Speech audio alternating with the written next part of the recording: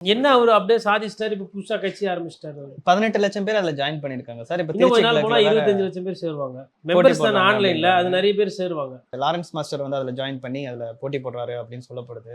அது உண்மையா சார்? நடக்க வாய்ப்பு இருக்கா? இல்ல தாவேக்காக்கு தான் ஆதரவு எனக்கு கொடுப்பாரா? ராகவா லாரன்ஸ் அவர்கள் மீது எனக்கு மரியாதை ஜாஸ்தி. இன்னொன்று அவர் ரஜினி சாரோட ஃபேனு. மேபி ரஜினி சாரோட ஓட்டுகளை ஈர்ப்பதுக்கு கொள்றதுக்கு அண்ணாமலை எதனா பிளான் பண்ணுறாருன்னு தெரில. ஆனால் ரஜினி சார் அதுக்கு டைரெக்டாக ஒத்துக்க மாட்டார், எனக்கு தெரியும்.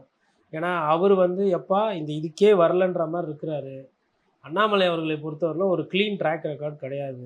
க்ளீன் ட்ராக் ரெக்கார்ட் நான் என்ன சொல்கிறேன்னா, அவர் வெறும் திமுக அரசியல் தான் எதிர்ப்பு பேசினார். தமிழக மக்கள் நலன் சார்ந்த அரசியல் பெருசாக பேசலை. தமிழக மண்ணுக்கு ஏற்ற மாதிரி தேசிய கட்சிகள் அரசியல் பேசலான்றாரு. நீட்டு தேர்வோ, மேகதாதோ, காவேரி பிரச்சனை, இல்லை முல்லை பெரியார் பிரச்சனைலாம் இவர் வந்து ஒரு சரியான நிலைப்பாடு எடுத்தது கிடையாது. கட்சித்தீவு பிரச்சனைக்கு வந்து கேட்டால் குத்தது குத்தது தான் அப்படின்றாரு.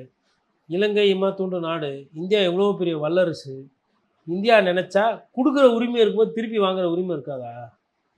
கேட்டால் போயிடுச்சு, அது இனிமேல் ஒன்றும் பண்ண முடியாது. ஏன் நீங்கள் மீட்டு கொடுங்களான்ற. அவங்களுக்கு பொருளாதாரம் மோசமாகி போய் ஒரு பால் பாக்கெட்டு விலை 200 பிரெட்டு பாக்கெட்டு 300 போய் உதவி பண்ணுறதுக்கு ஆள் இல்லாமல் சிக்கு முக்காடி திணறுச்சு இலங்கை. அன்றைக்கி இந்தியாவை பார்த்து இருந்தப்போ, இந்தா புடி ஒரு 1,00,000 கோடி, என்னது 1,00,000 கோடி இல்லை ஒரு 50,000 கோடி இது பண்ணிக்கோ. இந்த கச்சத்தீவு அக்ரிமெண்ட் கையெழுத்து போட்டாங்கல்ல இந்திரா காந்தி பீரியடில், அது ரத்து. அந்த இடம் நாங்கள் மீன் பிடிச்சிக்கிறோம், எங்களுக்கு குத்துரு, ஒன்றும் பிரச்சனை இல்லை, இந்த காசு வச்சுக்கோ, அதுக்கு இதுவாக நீங்கள் திருப்பி கொடுக்க வேணாம், நிம்மதியாக இருந்திருக்கோம்ல.